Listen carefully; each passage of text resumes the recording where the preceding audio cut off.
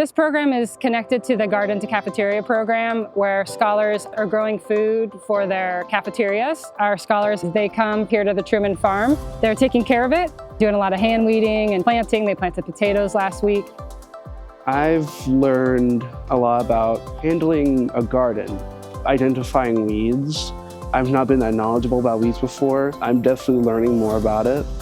Today, they focus on harvest. So they probably harvested 80 to 100 pounds of food today, and all of that is going to our Central Kitchen, and they're gonna work with Central Kitchen staff to process that food. They all had a chance to get their food handler's permit. I feel like the hardest part of the process would be waiting, tending to the garden before harvest to make sure that nothing bad happens, making sure that it's all good to be shipped all over the district. I think what really strikes me working with kids outside, I just really notice a sense of calmness. That hands-on opportunity to learn skills by actually doing something really resonates with a lot of our kids.